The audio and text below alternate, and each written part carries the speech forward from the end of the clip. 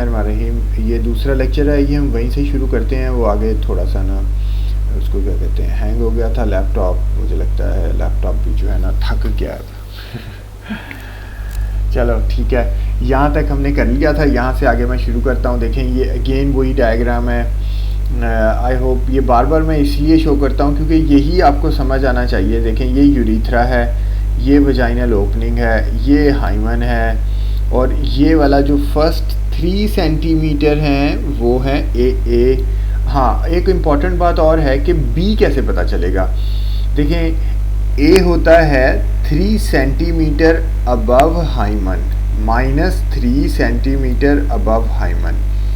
अब देखें जो एंटीरियर वॉल है उसका ये वाला हिस्सा तो रह गया ना, तो बी होता है जो ये हिस्सा रह गया है, इसका डिस्टल पार्ट टूवर्ड्स हाइमन, इसका प्रॉक्सिमल पार्ट होगा टूवर्ड्स सर्विक्स, इसका डिस्टल पार्ट टूवर्ड्स हाइमन वो होगा।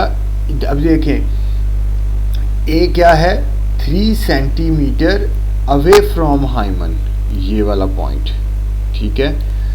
बी क्या है, जो remaining part of anterior vaginal wall है उसका डिस्टल पार्ट यानी टूवर्ड्स हाइमन, ठीक है, वो भी यही बन जाएगा। जब वो ये बनेगा तो इसका मतलब बी किधर है, बी भी इसका मतलब 3 सेंटीमीटर अवे फ्रॉम हाइमन है, ए भी 3 सेंटीमीटर अवे फ्रॉम हाइमन है, क्योंकि वो पार्ट तो एक ही पॉइंट बनेगा। लेकिन बी का जो प्रोलैप्स होगा ये वाला अगर मैं इसका कलर चेंज करूं, ये वाला जो बी का प्रोलैप्स होगा ये सिस्टोसील होगा, ए का जो प्रोलैप्स होगा वो यूरिथ्रोसील होगा। The same goes with the posterior wall. उसको मैं अलहदा से करता हूँ कि ये देखें ये हो गया हमारा हाइमन, ठीक है। 3 सेंटीमीटर पोस्टीरियर वॉल पर अवे फ्रॉम हाइमन यहाँ तक है ए पी, ठीक है। अब बी क्या है, देखें जो ये रिमेनिंग पोस्टीरियर वॉल है, मैं इसका कलर चेंज करता हूँ, रिमेनिंग पोस्टीरियर वॉल है उसका वो पॉइंट जो टूवर्ड्स हाइमन है, यानी कि डिस्टल पॉइंट, बिकॉज ये तो यहाँ से शुरू होगी ना, यहाँ से distal point towards hymen, this is B. अब ये दोनों पॉइंट बेसिकली एक ही हैं। अब मेजरमेंट हमने करनी है हाइमन से, क्योंकि हमने हाइमन को फिक्स्ड रखा है, तो दोनों पॉइंट बेसिकली 3 सेंटीमीटर अवे हैं, और क्योंकि वो अप हम काउंट कर रहे हैं तो वो -3 सेंटीमीटर आ जाएगा। इसलिए जो एक नॉर्मल पॉप क्यू होता है, एक नॉर्मल मीन्स के कोई प्रोलैप्स नहीं है, एक नॉर्मल फीमेल है जिसका कोई प्रोलैप्स नहीं है, उसके अंदर ये दोनों वैल्यूज़ जो हैं, ये दोनों वैल्यूज़ -3 सेंटीमीटर होती हैं, ठीक है। अब एक और इम्पॉर्टेंट बात है, वो ऊपर वाली पिक्चर में मैं बताता हूँ, क्योंकि वो बेसिकली ना थोड़ा लैपटॉप इशू कर रहा है, तो फिर वो मुझे ना, हाँ अब ये देखें। अब कोई क्वेश्चन पूछ सकता है कि भाई ये 3 सेंटीमीटर ही क्यों फिक्स है, 4 क्यों नहीं, 5 क्यों नहीं, 6 क्यों नहीं, भाई ये 3 की क्या वैल्यू है।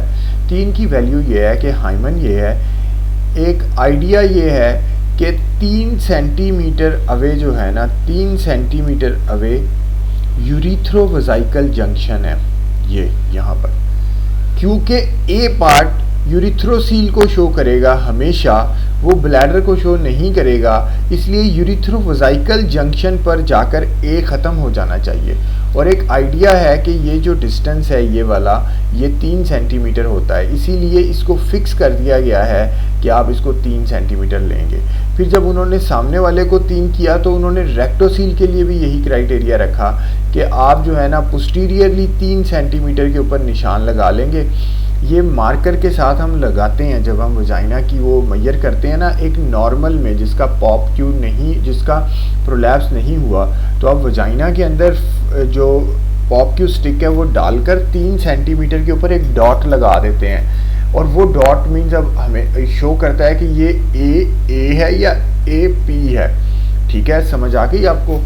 तो ये मैं कहना ये चाहता हूँ कि ये 3 सेंटीमीटर इसलिए लिया गया, 4 नहीं लिया गया, 5 नहीं लिया गया, 6 नहीं लिया गया, क्योंकि यूरिथ्रोवेजाइकल जंक्शन होता है यहाँ पर। तो जब एक पेशेंट अगर सुपाइन है तो ये इस तरह बनता है कि वो बराबर आ जाता है 3 सेंटीमीटर। तो बेसिकली यूरिथ्रोवेजाइकल जंक्शन के ऊपर इसलिए लगाया गया कि ए पार्ट यूरिथ्रोसील को शो करेगा, बी पार्ट सिस्टोसील को शो करेगा, इसी तरह रेक्टोसील को और इंटेरोसील को डिफ्रेंशिएट करने के लिए, ठीक है, आई होप आपको ये समझ आया होगा। ये छोटी छोटी बातें हैं जो कि कंफ्यूजिंग होती हैं। तो अब ये देखें, A urethrocele, B A cystocele, A P rectocele, B P enterocele, but we never say recto entero cysto, we say anterior compartment prolapse, posterior compartment prolapse, और फिर हम उसकी स्टेजिंग करते हैं कि ये कौन सी स्टेज है, स्टेज 1 है, स्टेज 2 है, स्टेज 3 है। और इंटीरियर कंपार्टमेंट ए के साथ जब हम -3 लिखेंगे, हम लिखेंगे ए -3, इसका मतलब ये अपनी नॉर्मल पोजीशन पर है, जिसका मतलब है ये यहाँ पर है। जब हम लिखेंगे -2 तो इसका मतलब है ये वाला पॉइंट थोड़ा सा प्रोलैप्स कर गया और इधर आ गया, ठीक है। यानी कि देखें, नॉर्मल तो -3 है ना, थोड़ा सा तो किया प्रोलैप्स। और अगर ये -1 है तो हम कहेंगे ये यहाँ आ गया है, यानी कि ये ज़्यादा प्रोलैप्स कर गया है। अगर ये 0 पर है तो इसका मतलब ये है कि ये हाइमन के बराबर आ गया है, ये बिल्कुल हाइमन के बराबर है। और अगर ये प्लस में है, +1 है, तो इसका मतलब ये यहाँ पे आ गया, +2 है तो ये यहाँ पे आ गया, और +3 है तो ये यहाँ पे आ गया है। 3 से ज़्यादा ये जा नहीं सकता, क्योंकि ये पार्ट ही 3 सेंटीमीटर है। 3 सेंटीमीटर जब अंदर वो 3 सेंटीमीटर है तो बाहर निकलेगा तो +3 सेंटीमीटर हो जाएगा। ये -3 से लेके +3 तक इसकी रेंज होती है इस पार्ट की। जो रिमेनिंग पार्ट ये होता है, अगर सपोज करें ये पूरी की पूरी वॉल जो है, एंटीरियर वॉल, ये पूरी की पूरी वॉल प्रोलैप्स करके बाहर आ गई है। हम 3 सेंटीमीटर मेजर करेंगे, +3, ये तो हो गया जी ए, ये ए यहाँ पर था, ये मीन्स यहाँ पर आ गया, ठीक है। अब हमारा बी क्या है, बी हम काउंट करेंगे कि हाइमन से ये रिमेनिंग जो है ये बी है, सिस्टोसील है, और हाइमन से ये कितनी दूर है, 6 सेंटीमीटर दूर है इसका लीडिंग पार्ट, तो ये +6 पे पड़ा है, ठीक है। बी +6 पर है और ए +3 पर है, ठीक है। यहाँ पर क्या है, यहाँ पर ये देखिए ना, 3 सेंटीमीटर ये है और 3 सेंटीमीटर ये है, तो बेसिकली ये पार्ट जो है, ये वाला जो पार्ट है, ये आ गया, ठीक है, बाहर निकल आया ना। ये वॉल अब यहाँ पर तो नहीं है, ये वॉल तो बाहर आ गई है। तो बेसिकली ये इस तरह है, इससे the same goes with posterior. और अब रह गया एक और बात, सी होता है leading part of the prolapse, जो कि एक नॉर्मल फीमेल के अंदर सर्विक्स होती है, एक हिस्टेरेक्टमी फीमेल के अंदर वो जो पार्ट है वो वॉल्ट होती है। जो हिस्टेरेक्टमी हो जाती है तो उसका डी ख़त्म हो जाता है, क्योंकि पोस्टीरियर फॉर्नेक्स जो एक छोटा सा कॉर्नर सा बना होता है, वो ऊपर सर्विक्स का एंट्रोवर्जन होती है यूट्रस की, तो वो पीछे जाके एक कॉर्नर बनता है, ठीक है। जब वो ना सर्विक्स है ना यूट्रस है तो फिर तो वो सीधा हो जाएगा, बिल्कुल फ्लैट हो जाएगा, वो कॉर्नर ही नहीं बनेगा, तो डी ख़त्म हो जाता है, ठीक है। तो ये हो गया, और फिर हम आगे चलते हैं। आगे पॉइंट ए, यही बातें मैं बता रहा हूँ, एनाटॉमिकली डिफाइंड होता है। Midline anterior posterior vaginal wall 3 centimetre proximal to, as I told you, external urethral meatus या हाइमन से मेजर करते हैं। रेंज -3 से +3 होती है। एंटीरियर और पोस्टीरियर, यही वाली बात, एंटीरियर ए, छोटा ए एंटीरियर, छोटा P posterior. The same goes with B जो होता है एक डायनामिक और वेरिएबल पॉइंट होता है। Most distal position of any upper vaginal wall between the anterior fornix और कफ एंड ए। वही वाली बात जो मैंने आपको बताया कि जो रिमेनिंग बच जाता है उसका डिस्टल पोर्शन आपने देखना होता है, जो कि ए के मीन्स ए के -3 सेंटीमीटर पर ही जाके वो मिलता है। इसी तरह बी ए एंटीरियर और पोस्टीरियर वॉल को शो करते हैं। ये सारा मैंने एक्सप्लेन किया है, अगर किसी को ना समझ आए तो मुझे अलहदा से वो मैसेज कर दे, ठीक है। Most distal edge of the cervix और leading edge of vaginal cuff. D is the pouch of Douglas और पोस्टीरियर फॉर्नेक्स, जो कि नो सर्विक्स नो डी, ठीक है। और फिर as I told you already, genital hiatus ये होती है perineal body, posterior margin of vaginal opening से लेकर एनल ओपनिंग तक होती है, और ये फिक्स्ड होती हैं। टोटल वजाइनल लेंथ जो है, greatest depth of the vagina in centimetre. C and D in normal position अगर हो तो टोटल वजाइनल लेंथ हम मेजर करते हैं। मेजरमेंट विदाउट स्ट्रेनिंग, ये वाहिद वो एमसीक्यू तो नहीं है लेकिन शायद कोई वैसे पूछ ले, ये वाहिद वो वाली लेंथ होती है जो हम पेशेंट को वॉल्सल्वा मैनूवर में मेजर नहीं करते, क्योंकि पेशेंट जितना रिलैक्स होगा उसके वजाइना उतना रिलैक्स होगा और हमें पता चलेगा कि एक्चुअल लेंथ क्या है, ठीक है। अब हम नीचे चलते हैं। अब ये देखें, ये वही वाली बात है कि मैंने अपनी तरफ से थोड़ी सी कोशिश की है कि आपको पता चले कि नॉर्मल क्या है। मैं पढ़ देता हूँ। It is a fixed landmark. It defines a point that lies in the midline of the anterior vaginal wall and is 3 cm proximal to the external urethral meatus or hymen. It corresponds to the proximal location of the urethrovesical crease, urethrovesical junction. In relation to the hymen, this point ranges from -3 normal support to +3 maximum prolapse. As I told you, जो है ही 3 centimetre, तो जब बाहर निकलेगा तो भी तो 3 ही रहेगा ना, वो 4 थोड़ी हो जाएगा जब वो है ही 3 सेंटीमीटर। ठीक है, तो ये हो गया, ये ए है, ये बी ए है। इसी तरह बी ए का आप पढ़ सकते हैं डिटेल्स। बी ए की भी यही डिटेल्स हैं। It is a variable point and refers to the most distal position of any part of the remaining upper anterior wall.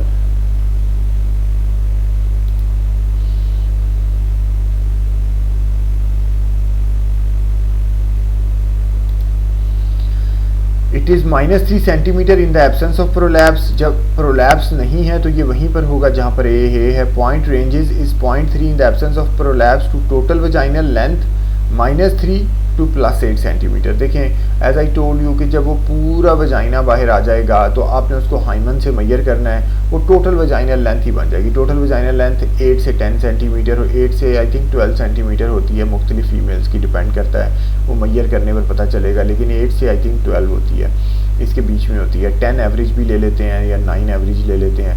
In the absence of prolapse A and B they almost lie at the same point. इसी तरह posterior wall का है, ये आप पढ़ सकते हैं, मैंने पीडीएफ शेयर किया हुआ है। जब मैं पीडीएफ शेयर नहीं करूँगा तब मैं इसको लाइन बाय लाइन पढ़ दिया करूँगा, ठीक है, क्योंकि ये टाइम सेविंग करने के लिए मैं फिर थोड़ा सा जब पीडीएफ शेयर किया होता है तो मैं कहता हूँ चलो वहीं से पढ़ लेंगे। Total vaginal length yes 8 to 12 centimetre.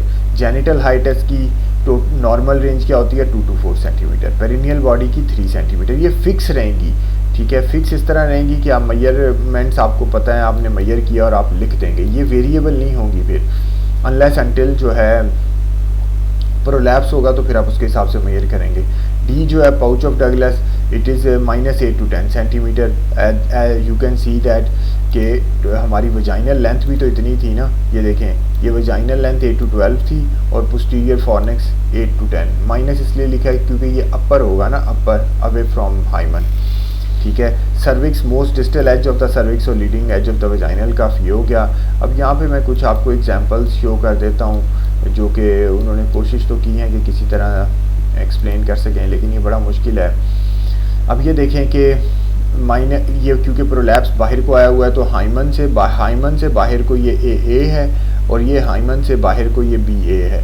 अगर हम इसको अंदर ले जाएंगे तो ये ए होगा और ये बी ए होगा, मीन्स, ठीक है, जो कि उसका डिस्टल पोर्शन हम हमेशा मेजर करते हैं तो वो इधर ही होगा, लेकिन वो बेसिकली ये वाला एरिया होगा और ये वाला यूरिथ्रोसील का एरिया होगा, ठीक है। इसी तरह जो है हम ऊपर जाएंगे तो हाँ जी आ जाओ, तो इसी तरह ये बी ए और ए पी और बी, ये देखें क्योंकि ये पोस्टीरियर वॉल है तो आप देख सकते हैं कि यहाँ से हाइमन से यहाँ तक ए पी हो गया और फिर हाइमन से बाहर आगे तक बी पी हो गया, ठीक है। वही जैसे ए और उसका इंटीरियर और पोस्टीरियर वॉल है, ये बाहर निकली हुई है। ये देखें, ये leading edge of the cervix uterine prolapse में C is cervix, leading edge of the prolapse होता है। अब ये देखें, ये मैंने अपनी तरफ से एक कोशिश की है, आप लोगों के पास होगा कि ये पिक्चर को, तो पिक्चर भी आप देख सकते हैं, पिक्चर भी मीन्स ठीक है, A B A P B P C D और फिर टोटल वजाइनल लेंथ, तो ये नॉर्मल वैल्यूज़ होती हैं रूटीन में, ये नॉर्मल वैल्यूज़ हैं। देखिए -3 पर ए -3 पर बी ए -3 पे ए पी -3 पे बी पी। क्यों 3 सेंटीमीटर है? क्योंकि यूरिथ्रोवेसिकल जंक्शन है। जेनिटल हाइट है usually 3 centimetre, perineal body usually 3 centimetre, total vaginal length TVL।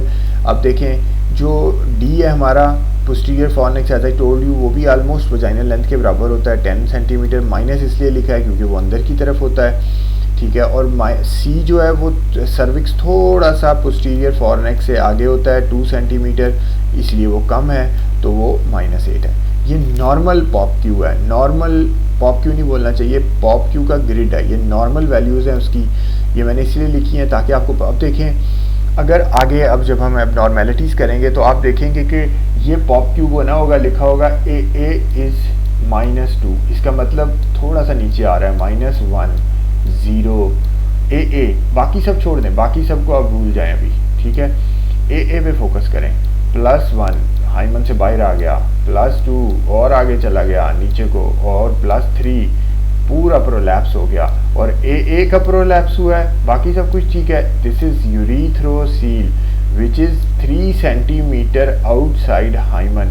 अब 3 सेंटीमीटर आउट है तो हमारी स्टेजिंग क्या बनेगी, more than 1 centimetre I think क्या बन जाती है, मोर देन 1 सेंटीमीटर बनती है स्टेज 3, ठीक है। और फिर आगे स्टेज 4 भी है जो कंप्लीट प्रोलैप्स होता है, तो ये कंप्लीट प्रोलैप्स है तो स्टेज 4 बन जाएगी, क्योंकि आपने leading edge of the prolapse देखना है, ठीक है। और इसी ये मींस वो बन जाएगी, स्टेजिंग निकालनी है हमने।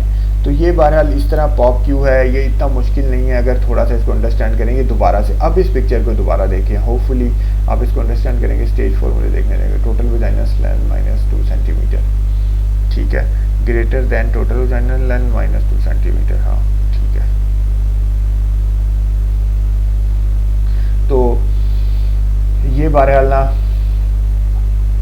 हमने इसके अंदर करना है, ये आप देख सकते हैं। अब ये तीनों बन रहे हैं, ठीक है। अब आप देखें कि ये वो सारे पॉइंट्स हैं, ये उनकी डिटेल्स है, और फिर ये जो पॉइंट्स हैं ये उनकी स्टेजिंग है, स्टेजिंग भी उन्हें करनी होती है। ये वाली एमसीक्यू आता होता है, ये वाला स्टेज 2 का, स्टेज 2 का एमसीक्यू आता है, क्योंकि वो लिख देते हैं कि विदिन 1 सेंटीमीटर है प्रोलैप्स, बाहर नहीं गया अभी, ऊपर यहाँ हाइमन से ऊपर विदिन 1 सेंटीमीटर पड़ा है। कौन सी स्टेज होगी, स्टेज 2 होगी। ये आगे एमसीक्यू आएगा, इसको मैं इधर ही वो कर देता हूँ और मैं इसको सेंड कर देता हूँ, क्योंकि ना आजकल मेरे लैपटॉप का थोड़ा इशू है, तो मैं नहीं चाहता कि डिस्ट्रॉय हो जाए। पहले भी डिस्ट्रॉय हो गई और मुझे ना पॉप क्यू फिर समझाना बड़ा मुश्किल है। तो होपफुली आपको समझ आ जाएगा। इसके बाद हम CPSP के क्वेश्चंस और कुछ एबनॉर्मेलिटीज़ करेंगे, आई थिंक उससे थोड़ा क्लियर हो जाएगा। थैंक यू, अल्लाह हाफिज़।